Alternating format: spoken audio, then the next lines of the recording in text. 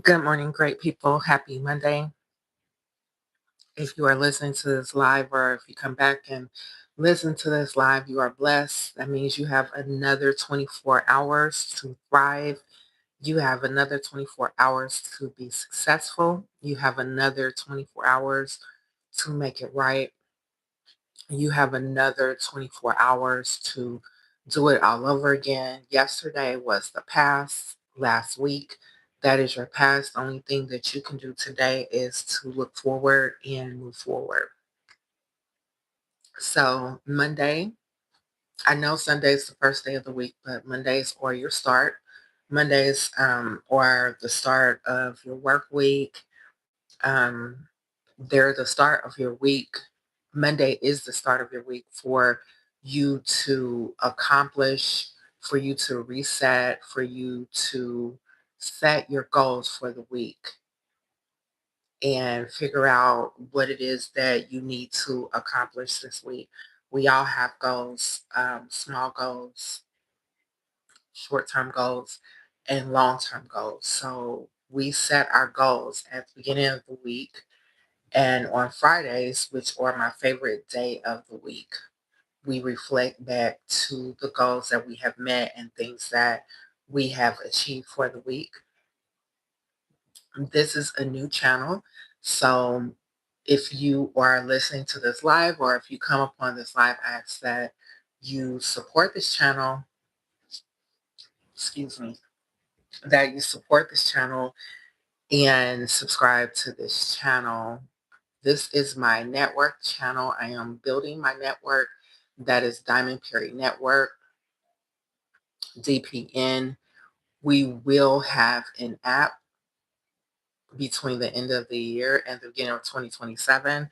And that app will have documentaries as such, reality shows, and a whole host of other things. So it is a major project for myself. I've already started the beginning stages of production on one of the reality shows currently. So I ask that you support this channel, support the network. We will be putting content up, and the content on this network will be things that you expect to see on the app, and the app will contain full shows. But anywho, today is Monday, and today is a new start for you. And I like to come on early in the morning and talk about positive things before I start my day. That is not only my way of inspiring others, but as well, it's my way of inspiring myself as well. Even if you are a motivational speaker, you sometimes need other things and other outlets as well to inspire you. Everyone needs a source and a sense of inspiration. Um, None of us are perfect. We all have different emotions and we all go through different things in life. One of the major things that I have experienced this year is the loss of my mother. We did lose my mother March the 8th, and it's believed that she transitioned on the 6th, but she was found on the 8th. And that that's a feeling that I can't explain. I cannot explain the loss of a mother to anyone. So if you haven't experienced it, that's not something that someone can I can't explain. And even though my mother was getting older, although I don't think she was, that old, mom was in her 60s. And I believed, that she was still full of life. But secretly, my mother was battling medical issues. We knew that she had medical issues, but we didn't know that she was terminally ill. And so that is something that she kept from us. Um, it hurts, but, she had the right. She made that choice. She did not want to share that with her children. Um, that she knew that she didn't have a lot of time left. And so, it hurts, but as well, having God in your life helps you to understand things, so to speak, and it makes it easier. Although it still hurts, but it makes it easier because you have a clarification on life and death and people transitioning in and out of your life, but it doesn't hurt any less. You know, I feel like we haven't started grieving yet. My mom had four children. I have a brother and I have two sisters, and I don't live in the same state as them, so I don't see them or talk to them very often. But I do know that we are each hurting and going through things behind the loss of my mom in different ways. You know, we're not all the same. We have different lives, and everyone grieves different. And I still think that we're kind of like still in the shocking phase, in the phase of shock, you know, because no one expected it. And I think it's different. It doesn't hurt any less, but it's different if you seeing your mom sick and in and out the hospital, or, you know, maybe you knew that your mom had cancer or something like that, which was not the fact of my mom. But those families have time to prepare, so to speak. And I still don't think you can ever be prepared, but at least you knew. We never knew. We never knew.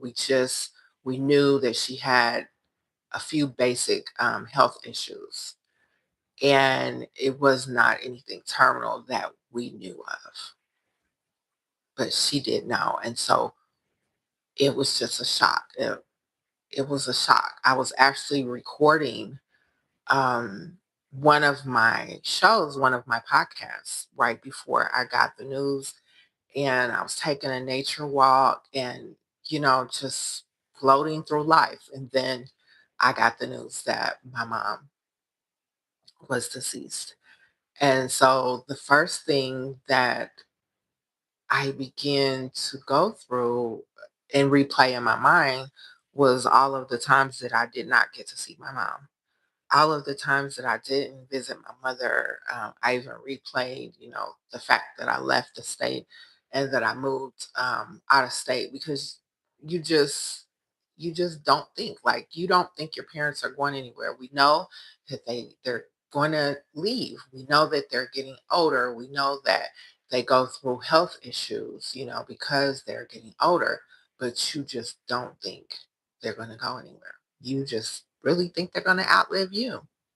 You know, so I can say that the transition of losing my mom, it changed a lot of things and my outlook on life. I just feel like I'm a free spirit and I just feel like I'm floating, but so many things that God is revealing to me and allowing me to see. He's revealing so much to me, people, places, and things that I have no business being around, as I make room for my purpose and as I acclimate my purpose.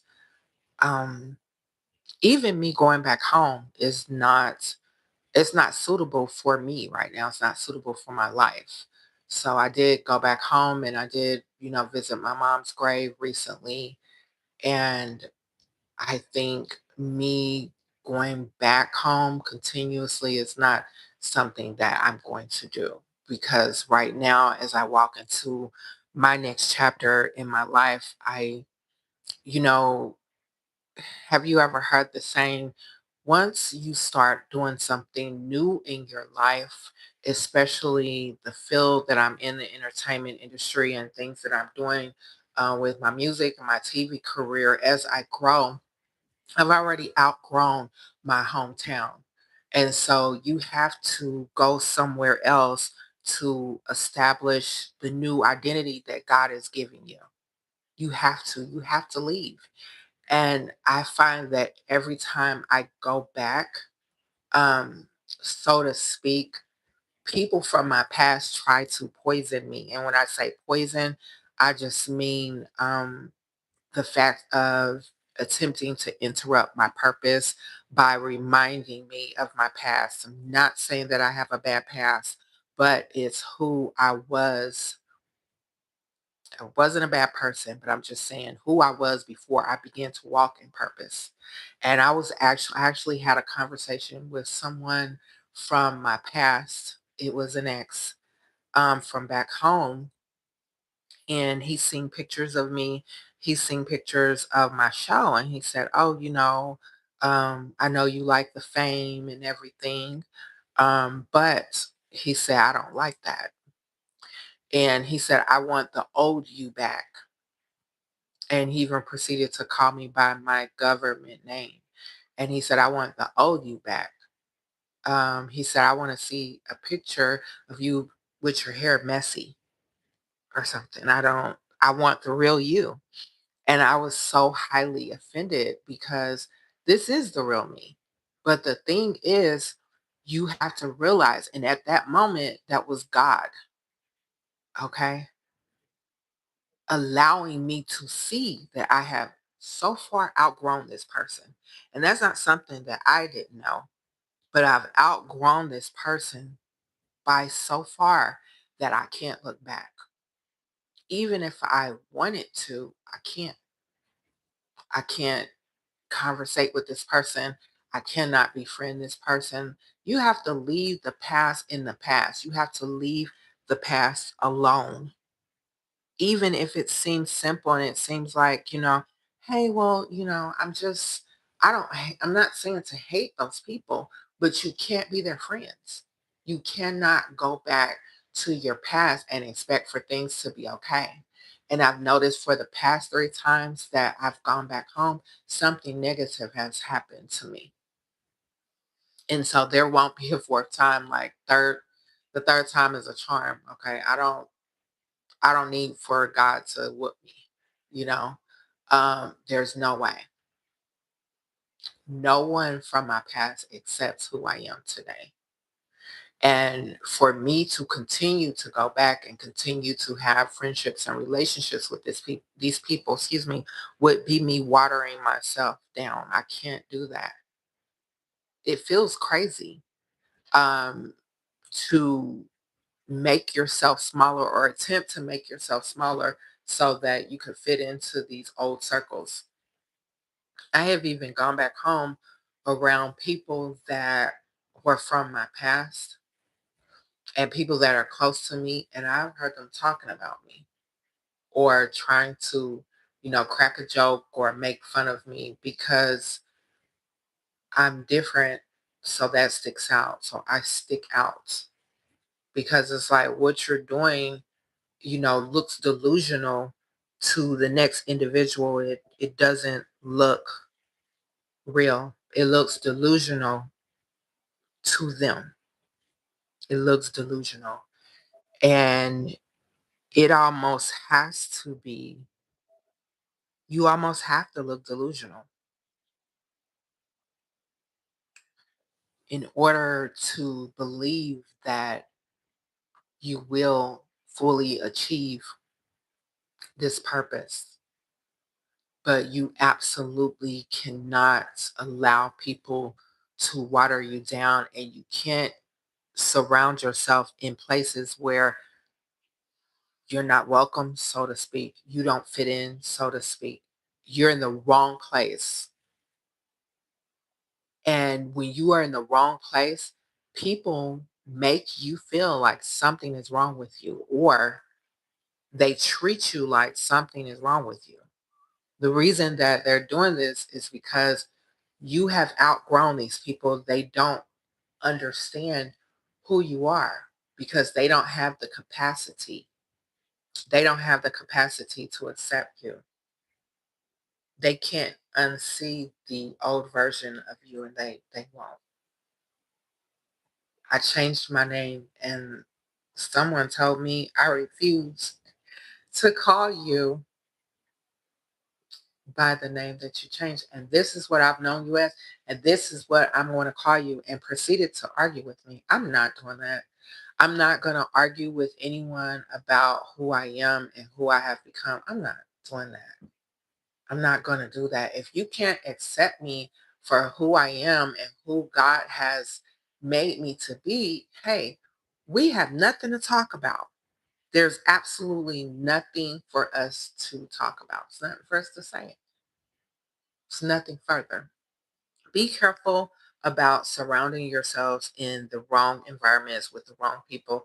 I don't care if it's an ex, I don't care if it's a guy that you love so dearly, a woman that you love so dearly. I don't care. Leave your past alone, leave it behind, close the door so that God can move you forward in your purpose. Thank you for listening. Have a great Monday.